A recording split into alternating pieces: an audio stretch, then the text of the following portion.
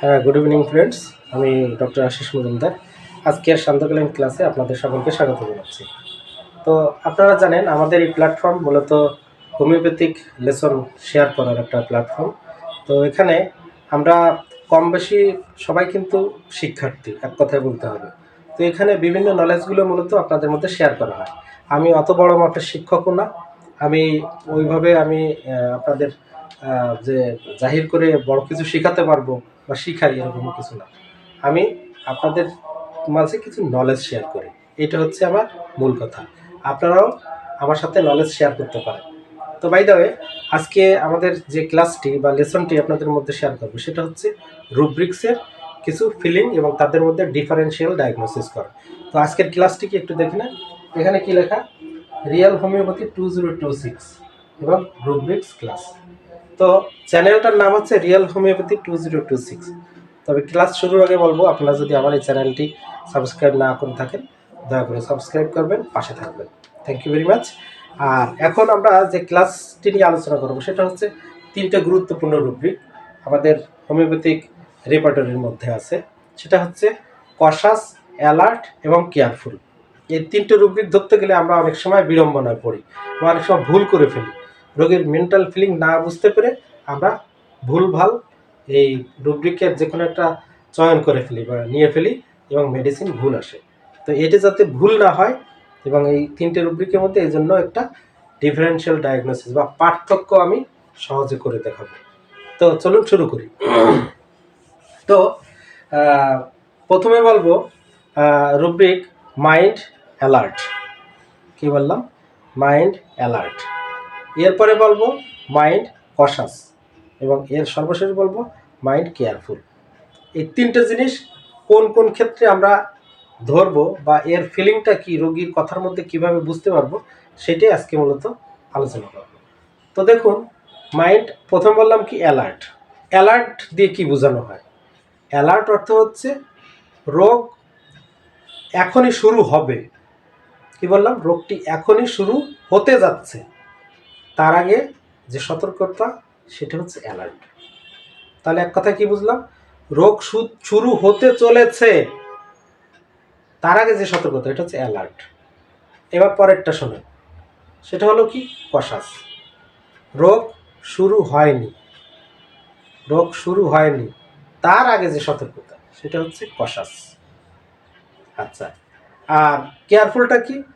রোগ শুরু হয়ে গেছে, রোগটা শুরু হয়ে গেছে, এর ভিতরে আপনি যে সমস্ত সতর্কতা অবলম্বন করে থাকেন সেটাকে বলে কেয়ারফুলনেস। তো এবার একটা সুন্দর একটা এক্সাম্পল দিই। এক্সাম্পলটা যদি ভালো করে বোঝার চেষ্টা করেন তাহলে এই জিনিসটা ক্লিয়ার হয়ে যাবে। তো এক্সাম্পলটা হলো, ধরুন ধরুন একটা মা মুরগি। কি বললাম? একটা মা মুরগি তার কয়েকটা বাচ্চা নিয়ে একটা মাঠে অথবা উঠানের পাশে বিচরণ করছে।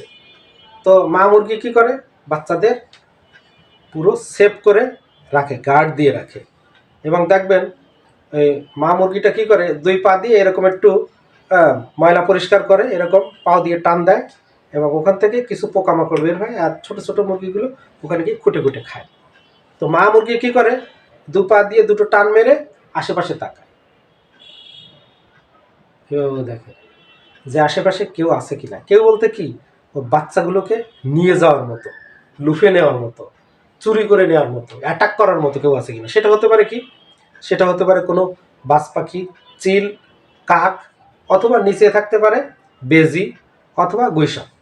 তো এই জন্য সবসময় দেখবেন মা মুরগিটা সবসময় চারিদিকে এদিক ওদিক তাকায়, সতর্কভাবে এদিক ওদিক তাকায়, বাচ্চাদের টেক কেয়ার মানে যত্ন করা, মানে মানে পাহারা দেওয়ার জন্য, সহজ কথায় পাহারা দেওয়ার জন্য। এইবার এই যে মানে সবসময় এদিক ওদিক তাকায় আর মাঝে মাঝে একটু পা দিয়ে একটু এইভাবে সামনে পিছিয়ে টান মারে, এবং এটাকে বলা হচ্ছে কশাস। কশাস কেন? মানে কোনো কিছুর অ্যাটাক থেকে আগেই সতর্কতা নেয়, আগেই সতর্ক হয়ে যায় যে এটা যেন না আসতে পারে, আমি যেন আগের থেকেই সেটা বুঝতে পারি। এটা হচ্ছে কশাস। আর অ্যালার্ট কখন হবে? মনে করেন মুরগিটা মা মুরগিটা এইভাবে এটা সেটা করতেছে, এটা সেটা করতে, বাচ্চাদের খাওয়াচ্ছে, হেল্প করছে।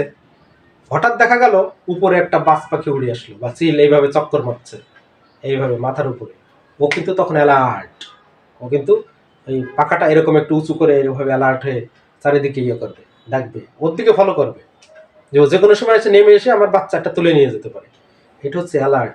মানে কি, আক্রমণের ঠিক আগ মুহূর্তে যে কোনো সময় হবে, এই হবে হবে হলো এরকম, দিস ইজ অ্যালার্ট। আর কেয়ারফুলনেস কখন হবে, মনে করেন ওই বাজ পাখিটা বা চিলটা নিচেই নেমে এসে ছো মারতে গেল বা ছো মেরে বসলো, আর সঙ্গে সঙ্গে মা মুরগিটা ওই বাজ পাখির উপর ঝাঁপিয়ে পড়বে, ঝাঁপিয়ে পড়ে তার সাথে ফাইট করবে। This is carefulness.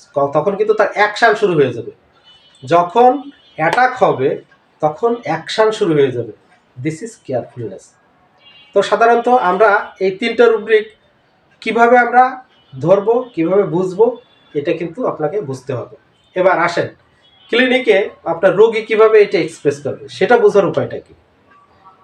রোগী এসে বলবে, ডাক্তার সাহেব আমার কিন্তু গত বছর শীত শীত আসলে শীতের সময় আমার শ্বাসকষ্ট হয়েছিল, তো এবার শীত আসার আগের থেকেই আমি কিন্তু আগের থেকেই সতর্ক হয়ে গেছি। আমি ঠান্ডা খাই না, আমি মাস্ক পরে ঘুরি, আমি ঠান্ডা পানিতে গোসল করি না, রাতে মাঝরাতে ফ্যান অফ করে ঘুমাই। এই যে কিন্তু তার কিন্তু কসাস, এটাকে বলে কসাস। এইবার রোগ শুরু হতে যাচ্ছে, একটু নাকে সর্দি লাগলো, একটু নাকে সর্দি হয়েছে, নাক পানি পড়া শুরু হয়েছে, সঙ্গে সঙ্গে ডাক্তারের কাছে চলে আসবে, ডাক্তার সাহেব আমার কিন্তু নাক দিয়ে পানি পড়া শুরু হয়েছে, জল পড়া শুরু হয়েছে, গত বছর কিন্তু এরকম হয়েছিল, তাই এখনও কিন্তু একটু ভয় হচ্ছে, আমার এটা যাতে না হয় আপনি আমার ব্যবস্থা করেন। অ্যালার্ট হয়ে গেল। আচ্ছা, এবার দেখা যাচ্ছে তার অটোমেটিক সর্দিও হলো, শ্বাসকষ্টও শুরু হয়ে গেল, অল্প অল্প বা অল্প অল্প কি পুরোটাই শুরু হয়ে গেল। এবার আপনার কাছে এসে বলবে যে গত বছর হয়েছিল, এবার তো শুরু হয়ে গেল, ঠেকাতে পারলাম না, এখন কি কি করতে হবে আপনি বলেন। এবার আপনি বলবেন অ্যালার্জি জাতীয় খাবার খাবেন না, ঠিক আছে, দুধ খাবেন না, বা এই চিংড়ি মাছ খাবেন না, এই যে যেসবগুলো আপনি নিয়ম নিষেধ করে দিলেন, ও তারপর এইগুলো আর রোগের মধ্যে খাবে না, কেয়ারফুল হয়ে গেল। তো এই যে কোথায় অ্যালার্ট, কোথায় কশাস, কোথায় কেয়ারফুল, আশা করি বুঝতে পেরেছেন। তো যাই হোক, আমাদের এই যে রিয়েল হোমিওপ্যাথি 2026 বা 2026, এই আমাদের এই প্ল্যাটফর্মের পাশাপাশি আরেকটা প্ল্যাটফর্ম আছে, সেটা হচ্ছে আমাদের একটা হোয়াটসঅ্যাপ গ্রুপ আছে। ওই গ্রুপে আমরা প্র্যাকটিক্যালি অনলাইন এবং অফলাইনে ক্লাস নিয়ে থাকি, এটা মান্থলি পেইড ক্লাস। তো আপনারা যদি আমাদের এই প্ল্যাটফর্মে সরাসরি শিখতে চান, হোমিওপ্যাথিকে আরও শক্তভাবে রপ্ত করতে চান, সমাজে একজন খুব প্রতিযশা অর্থাৎ ভালো একজন ডাক্তার হিসেবে আপনি নিজেকে প্রতিষ্ঠিত করতে চান, তাহলে আমাদের এই প্ল্যাটফর্মে আপনি যোগ দিতে পারেন। তো আশা করি এখান থেকে আপনি যে সমস্ত নলেজ আপনি পাবেন, অন্য কোথাও পাবেন না, এইটুকু আমি আপনাদের অ্যাসিওরেন্স করতে পারি। তো আর দেরি না করে আমাদের সাথে যদি যোগ দিতে চান, আমাদের নিচে ফোন নাম্বার দিয়ে দেব স্ক্রিনে, আপনারা যোগাযোগ করবেন। সবাই ভালো থাকবেন, সুস্থ থাকবেন, আর আমার জন্য দোয়া করবেন সবাই। আবার নতুন ক্লাসে দেখা হবে। শুভ সন্ধ্যা।